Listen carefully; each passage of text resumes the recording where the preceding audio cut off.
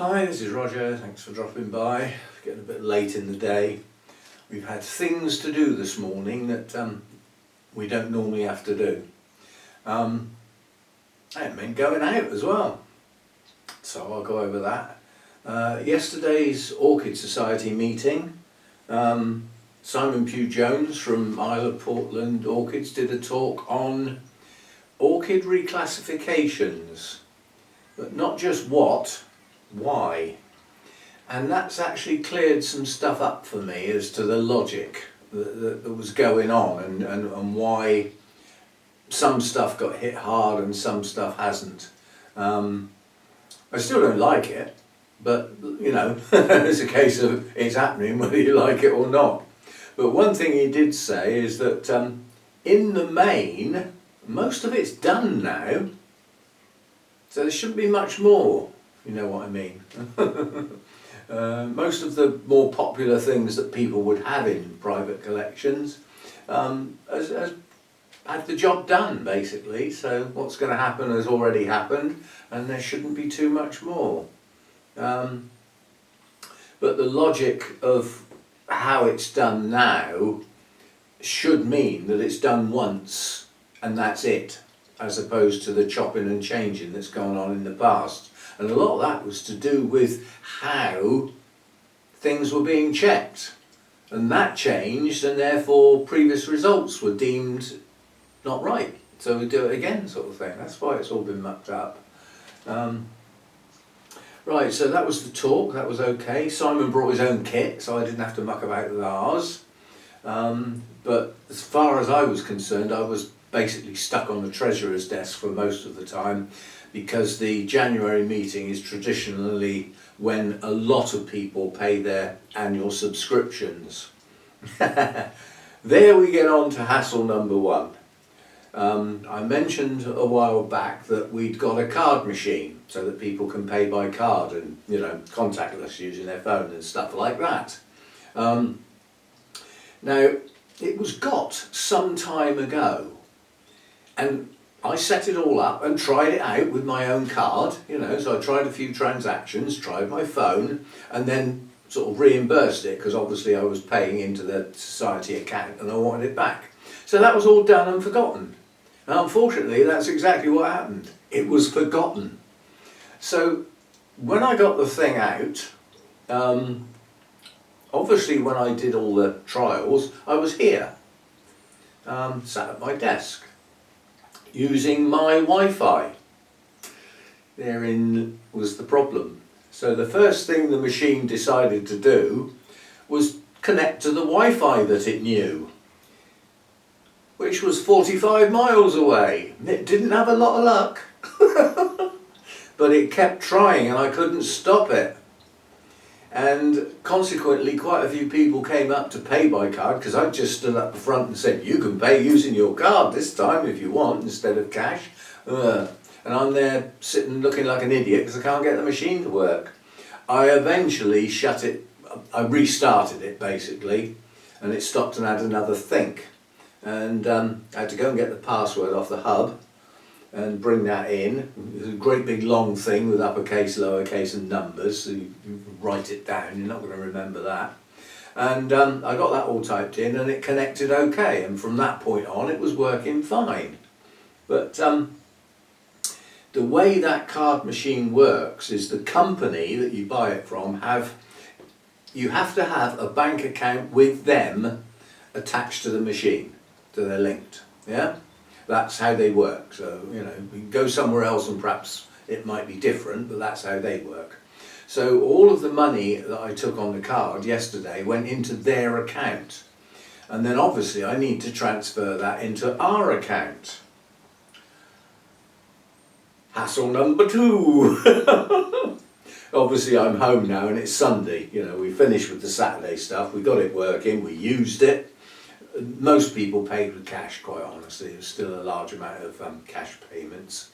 And I think a lot of that was because that's what they normally do.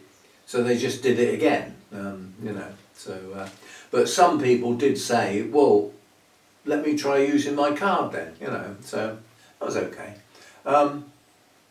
So this morning I need to transfer the money across into the society's account.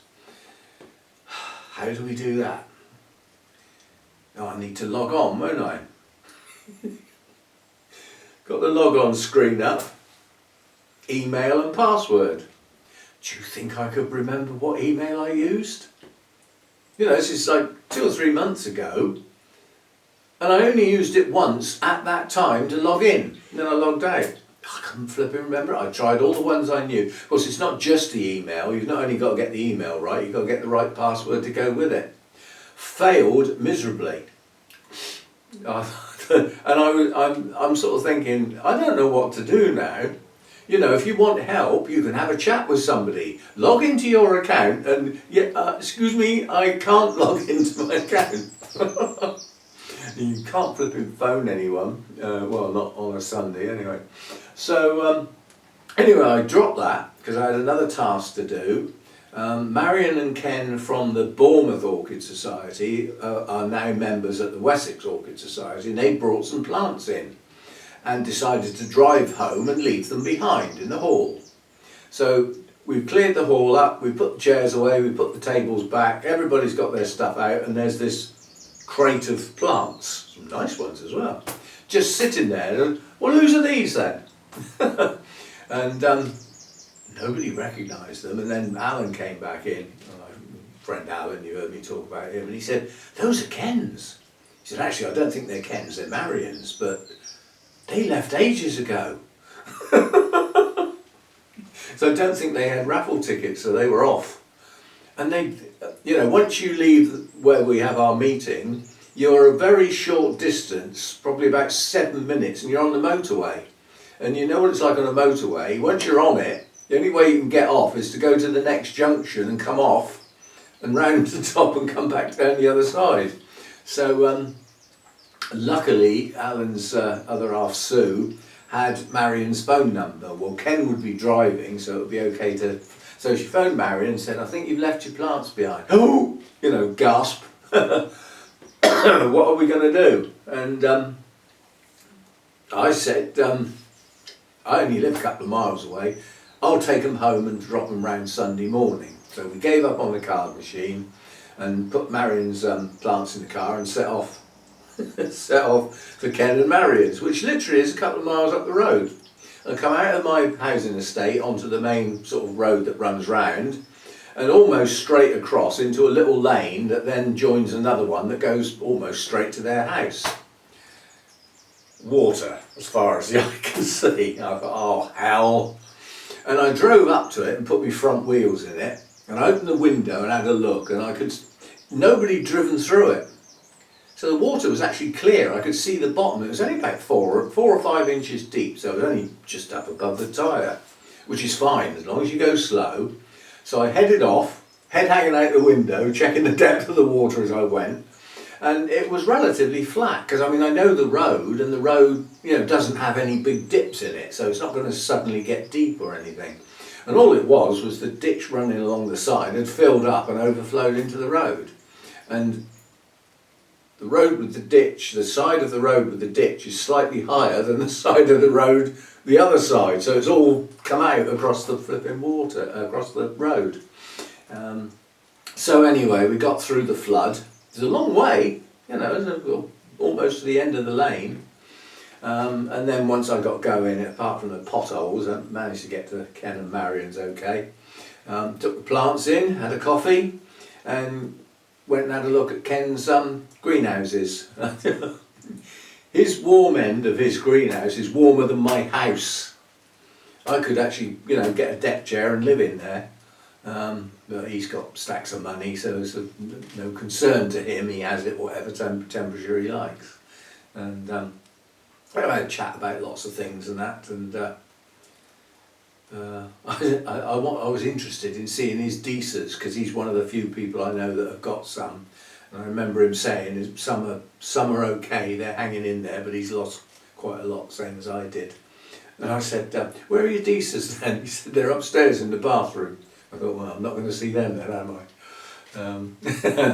Yeah, he keeps them in the bathroom. They don't use much, so I don't think it's heated. a cool room, but in the house. So I didn't get to see his Deesas. I don't think there's much to see. Quite the same with mine, you know, so just some green bits in them and some pots. But he doesn't.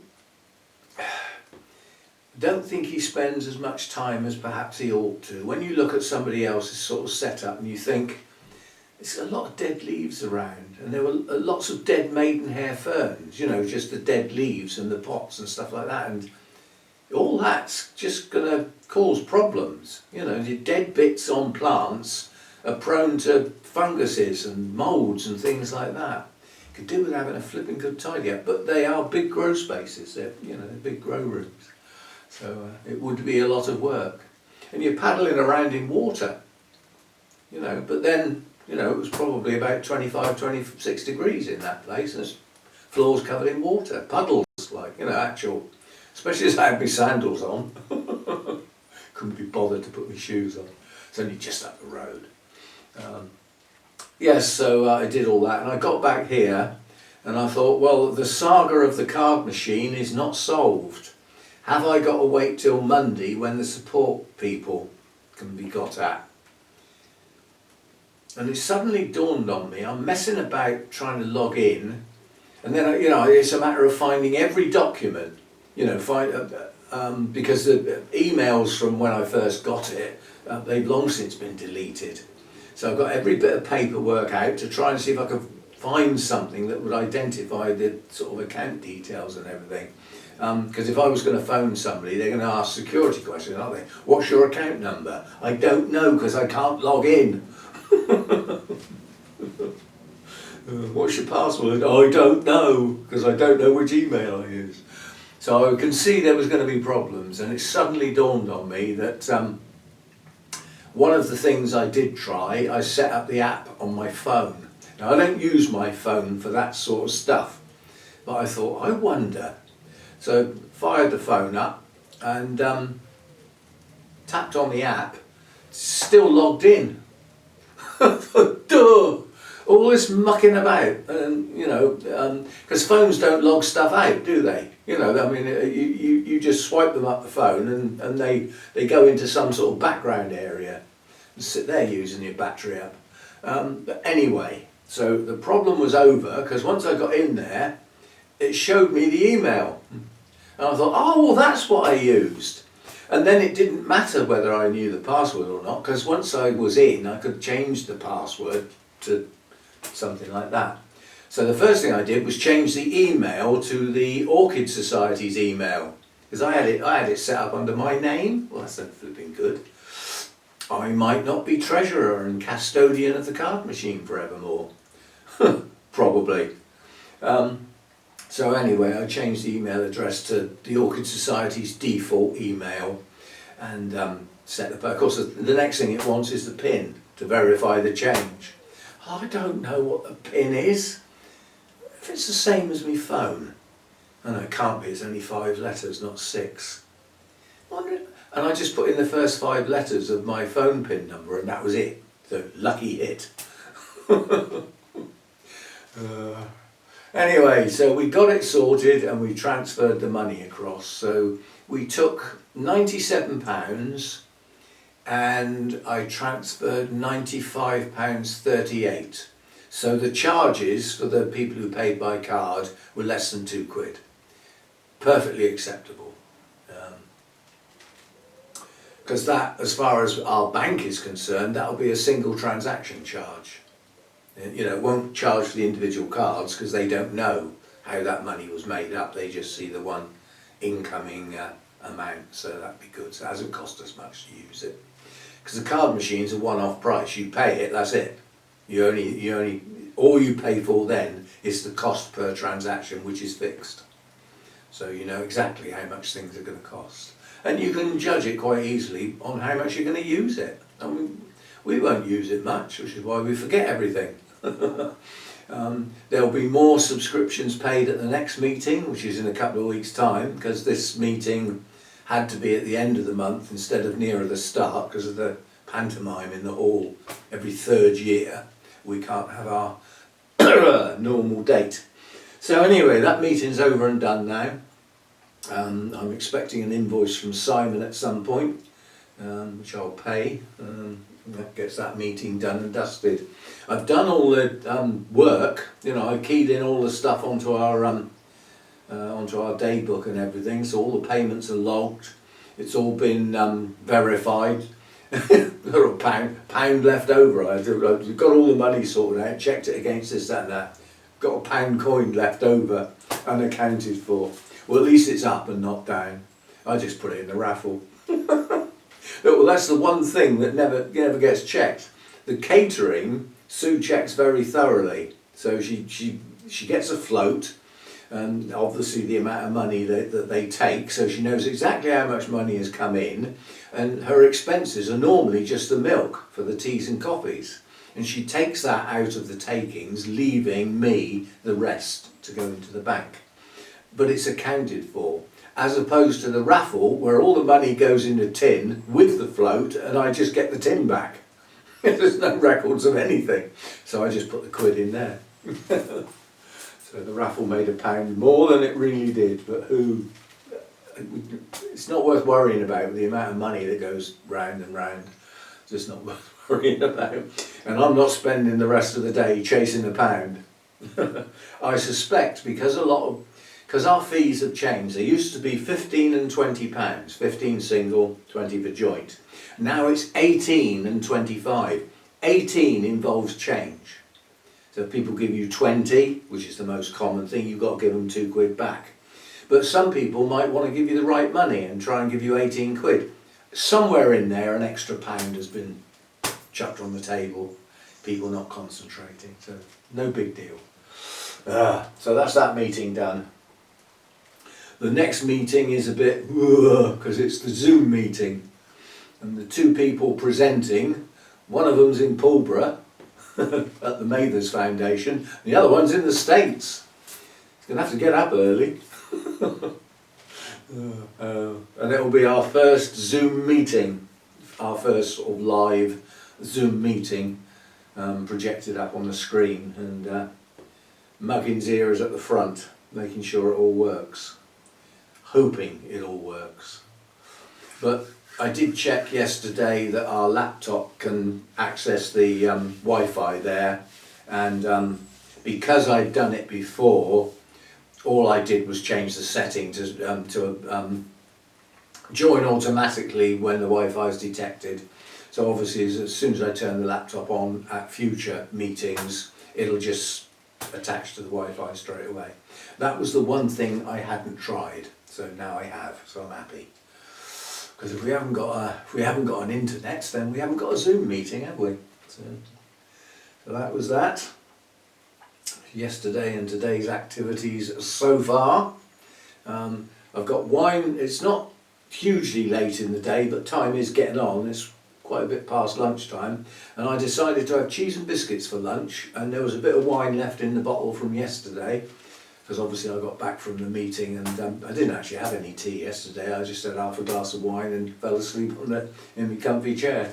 So there was a bit left over, so I thought we'll use that up with some cheese and biscuits, which is what I did. And that way I can open some fresh tonight when I have my evening meal. Probably. Yes, so out here, we've got to do what's going on around the world, haven't we? Well, same old, same old. What changes? I tell you one thing that I'd love to see. Now obviously there's individuals involved here, but I'm not going to do names. But somebody with a big pair of shoes on has told the naughty people to leave Ukraine alone and stop bombing their infrastructure in this freezing cold weather. It's naughty, stop it. So they've decided not to for a week. Well, perhaps at the end of the week the guy could look up and say, and don't bother restarting, or the big, long, accurate missiles are going to turn up and you're going to get some. So pack it in, because I believe that's the only way that war's going to stop. Is for heavy-handed, over-the-border stuff. Start taking stuff out. Big stuff. Infrastructure like oil production sites, missile production sites, military airfields with planes on. Take the stuff out, the stuff that can't be replaced quickly. Then it might stop. The only other way it's going to stop is that the offending country runs out of money. And they've got lots of sneaky ways that they're just going round all the sanctions that people have put in. They're just getting round them, you know. So. But the big fella's got a lot going on. Possibly a little bit too much. Bearing in mind there's trouble and strife at home as well. You can only do so much. But anyway, yeah. Still a bit same old though, same old. And I tell you what I am getting fed up with. I like to listen to the news in the morning. 6 o'clock, news comes on. Sit down with me coffee, let's see what's going on. And for the first 15 minutes, for the last I don't know how many days, and it'll be tomorrow and the next day, it's all about Jeffrey Epstein. I don't give a monkeys. He was convicted, put in prison, and the bugger's dead. I don't want to know. Every flipping day, it's the main news item. Why? Oh, they've released another load of files. So what? Well, it might incriminate somebody. Probably not. Oh, there's a picture. There's a picture of somebody kneeling on the floor. Well, perhaps he dropped his contact lens. You know, most of what's coming out is not evidence in criminal proceedings. It's chit-chat on emails. That's not a crime, unfortunately. But it does get on your threepenny bits when other news items are pushed to one side or shrunk down to just a couple of lines. And that is the big thing at the moment. And I don't believe it warrants it, quite honestly. I mean, we've had similar sort of things where high-profile names have been playing around with the children. We had an Australian one, the Rolf Harris thing. We had one of the most popular DJs here, the Jimmy Savile thing, blonde and cigar guy. Yeah, surrounded himself with kids, and everybody said, "Oh, isn't he good with the kids?" Yeah, while you're looking, not when you're not looking though. And in all of those cases, people knew. Those are the people, to me, that have committed the crimes. The individuals, yes, dealt with them. They're all dead now anyway. So, but it's the people who knew and let it go, didn't say anything. You know, so a lot of it could have been stopped a lot sooner if people had just spoken out. And that's what we need. We not only need the people to speak out, we need the ability for those in authorities to listen and take note. And not go, "Oh, you better not get involved in that. I don't want to get involved with that," which is what people do. And so, anyway, that's that lot. We've had weather, got floods all over the place here. We got cold over the other side of the pond. I don't know why the hell that's called a pond. So, you can step over a pond, well, most of them. But yeah, bitter cold weather over there. We've got landslides in places. Yeah, the weather's playing up. We've just got rain and there's no end to it. The weather forecast, the long-term forecast for the next week has just got clouds with rain coming out every day. We've already had a week of it. And basically the rain's falling on floodwater and saturated ground. If you remember, I did a video of what it's like round here, the place where I live, I think it was called. If you revisit that, there's a part of it where I'm stood on Iford Bridge, and I said this is the new bridge, and then over there is the old bridge, and I used to go fishing. If you revisited that video and have a look at that view of the old bridge, it's basically an old stone bridge, you know, sort of slight rise in the middle, and the arches where the water goes under. There are no arches at the moment. The river is nearly at the top of the bridge. and it's out into every direction all around there, and the caravan park is underwater. They've all had to be evacuated, and that's been on the national news several times. So and you're just going to pour more rain onto it, because the Avon and the Stour, the two rivers that go either side of Christchurch, they've both got huge floodplains, and they're full. I mean, driving to the Orchid Society meeting yesterday, I drive up the Avon flood valley, basically. The river's running alongside me, if you know what I mean. Can't see it all the time, sometimes it's sort of behind trees and that, but it's just there, and the water's up near the road, practically all the way. It's just a huge amount of water everywhere at the moment. Somerset looks more like a lake than a county. Yeah, so a lot of water, and I bet in the summer we'll have a hosepipe ban. All this water is going to go to waste. It's all going to soak down. Some will stay in the ground.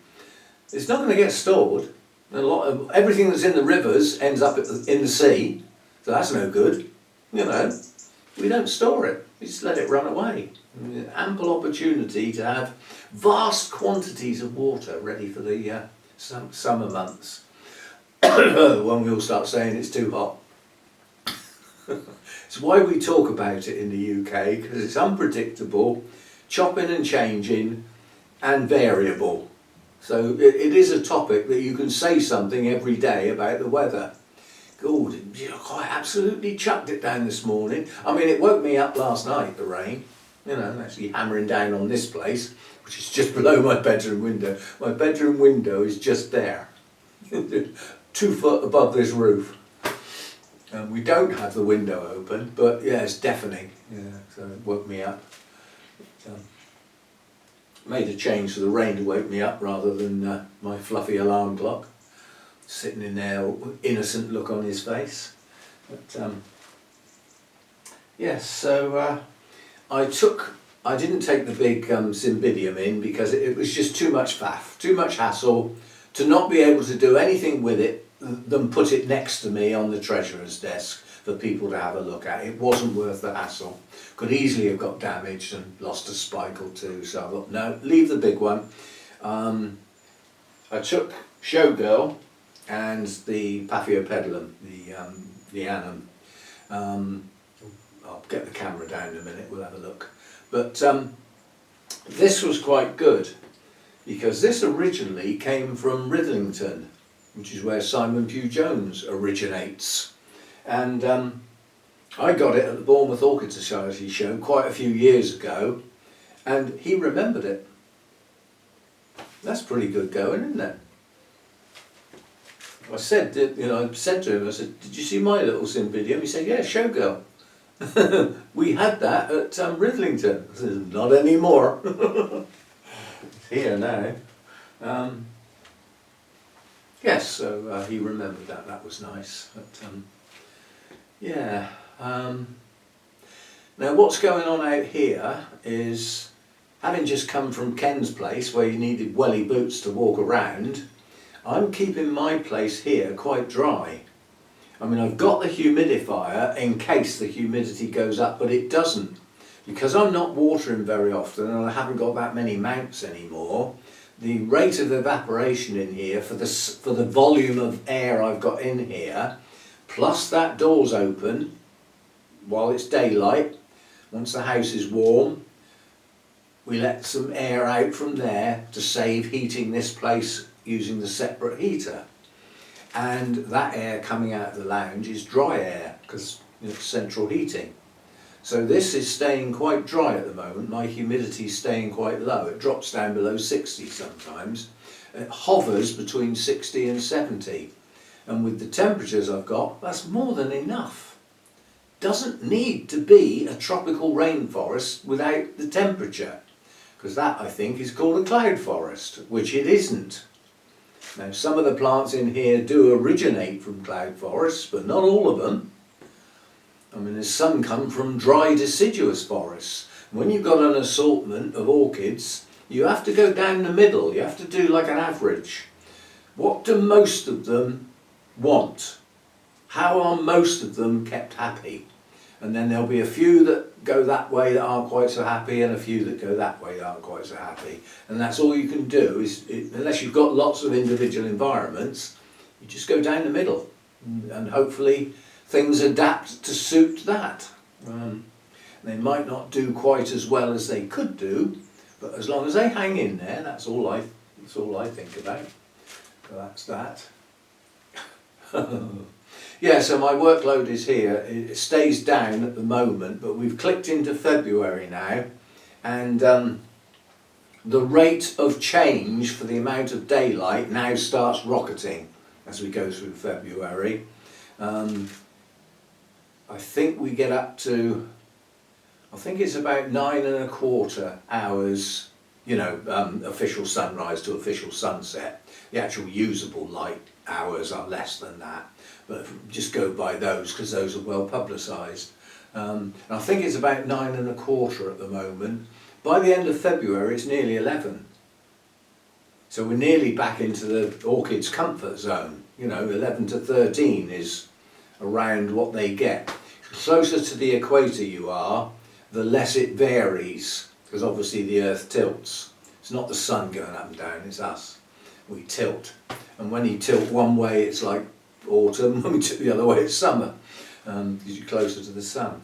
But yeah, the variable is much less nearer the equator. So yeah, we've starting to get more daylight, and I know that in a lot of places that will trigger some changes. Things should come back into growth and that, or come into bloom in some cases, or both.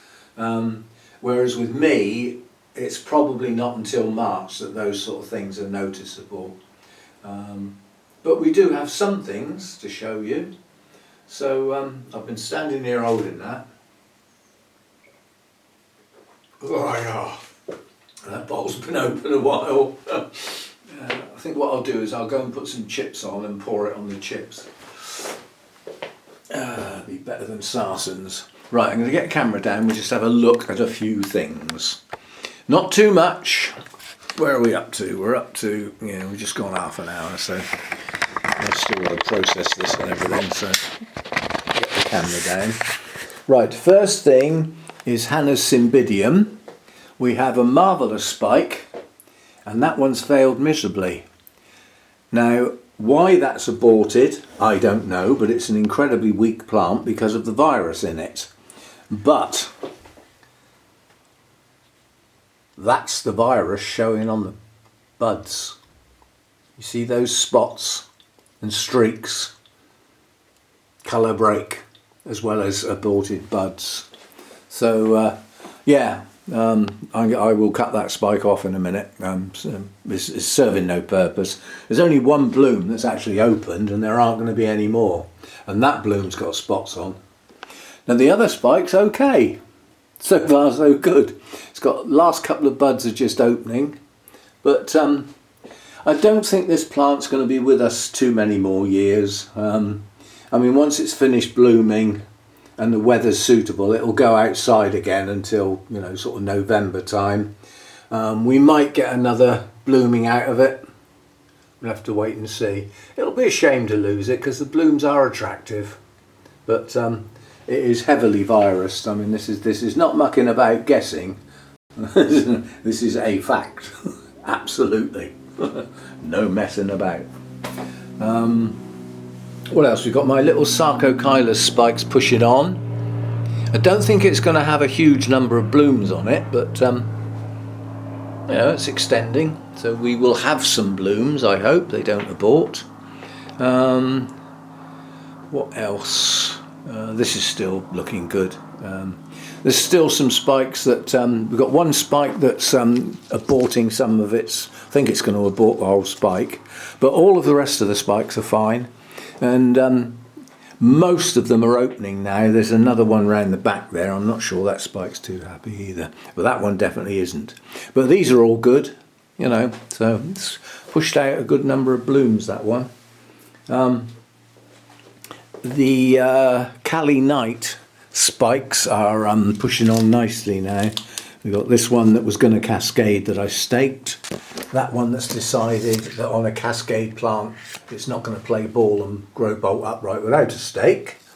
And then we've got the other spikes down here which are pushing on. This one's been held so that it can arch over. This one will get pulled up eventually as well. And then we've got another one round here. So we've got 5 spikes on there. That's going to look good when that comes through. The other thing I wanted to mention is the peonies. Now, I'm relatively confident, bearing in mind most of what you read says that at this particular time of year you carry on withholding water. When you start watering, it's a gradual thing. Bringing anything out of dormancy is going to work that way. But depending on where you read, it says at different times. Now, some say that you should introduce water when the shoots start to show. And some say you shouldn't water until after it's finished blooming. I don't tend to agree with that theory. But this lot here, this is the lot that came from Burnham's when I went there and got them. And there's no sign of shoots coming on these yet. They all had growths on, but what I mean is they're not growing yet. They're not pushing on. Oh, I don't know. No. So these are still dormant.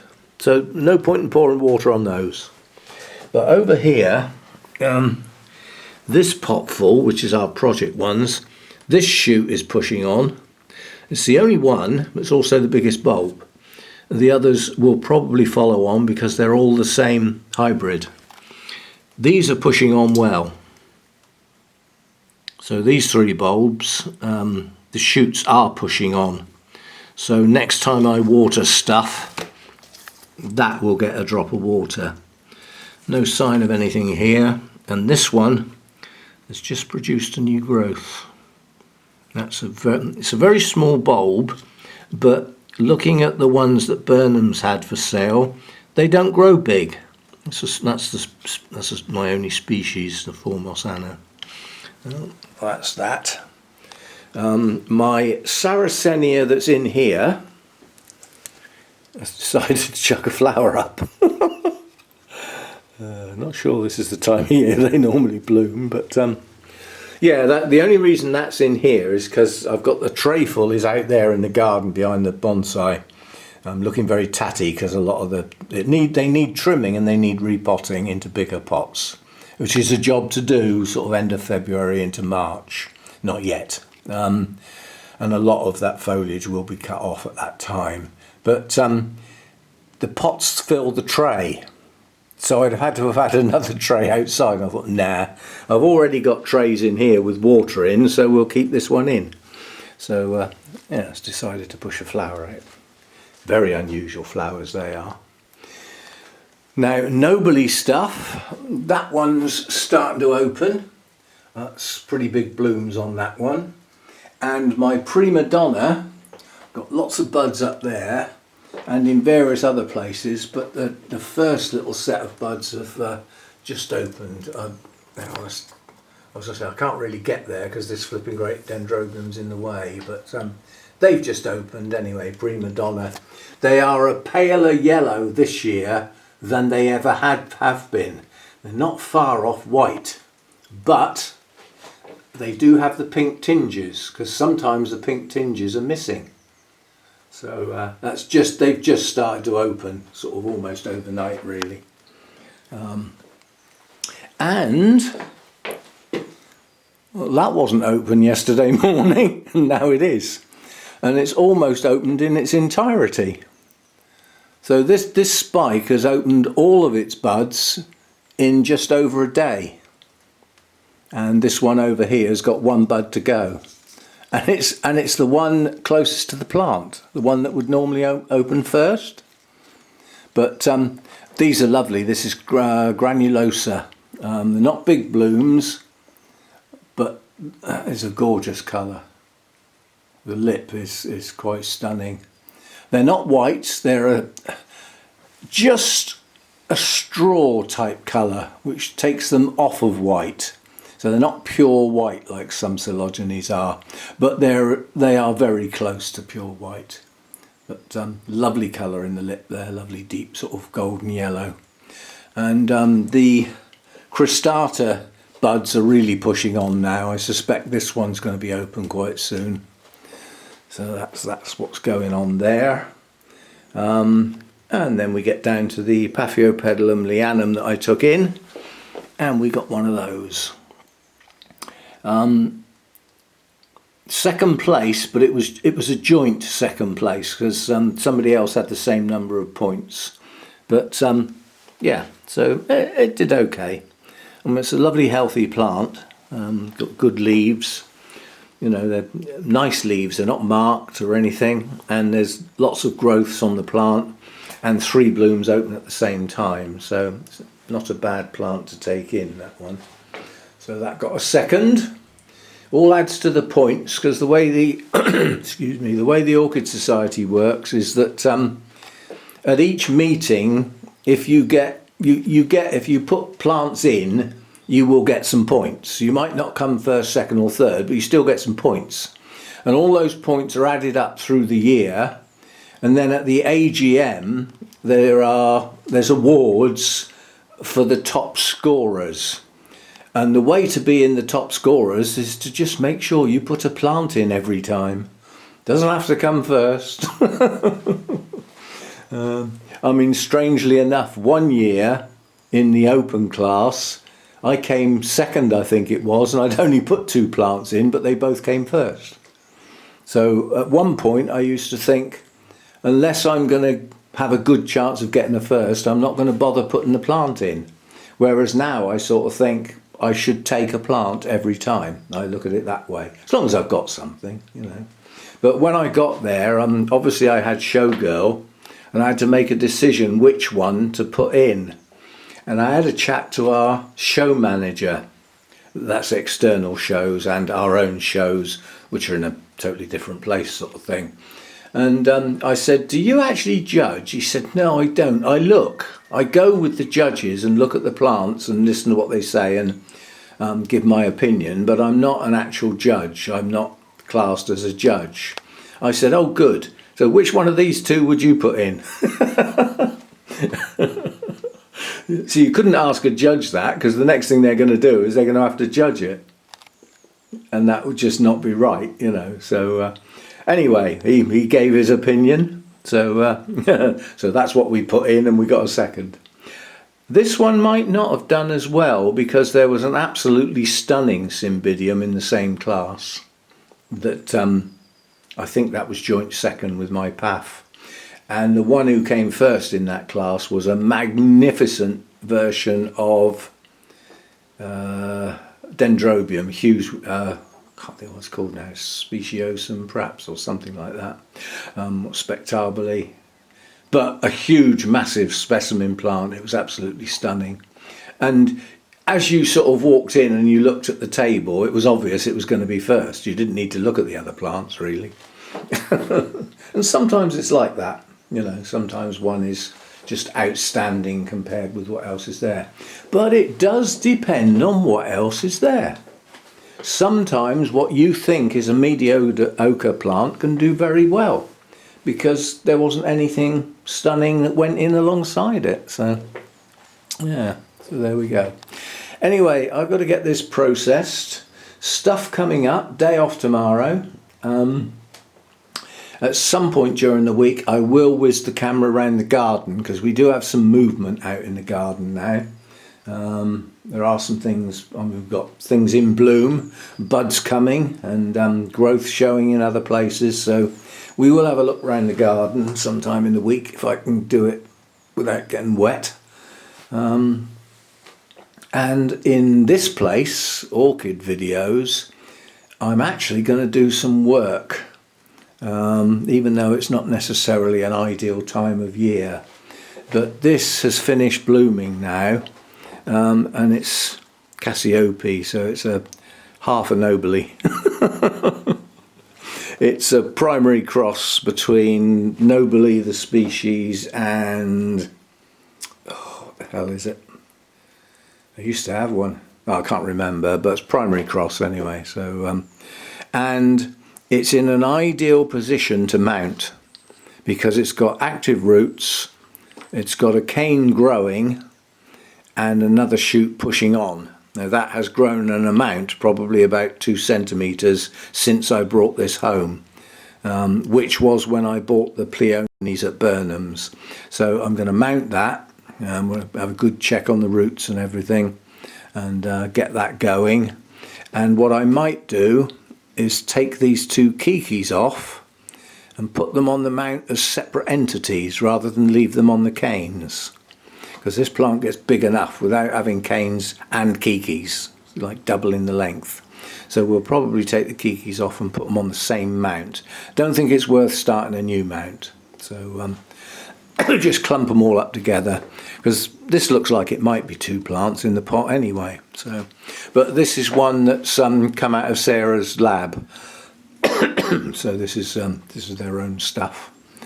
So we're going to mount that. And I have somewhere there's a coleogyny that needs sorting out. We had a look at the coleogynies not long ago and I said this one has got to be potted. It's got new growths with roots starting and they're high above the media. So there might be 1 or 2 of those to have a go at. So we will be doing a bit of work. Obviously not the best time of year, but some things just need doing, because if they're left until it's a nice time of year, you may have missed the point, sort of thing, and then you're not getting the reason you repotted it. You've missed it, sort of thing. So that's what's probably going to be going on out here. I've done my project Orchids, so I haven't got to worry about that for some time. I will be doing a members only video quite early in the month, so that will probably be this week as well, and that will be for all members, all tiers. And like an idiot, I've come out here again and forgotten to look at the members, and I know I've got a new member. I'll just close down and come back.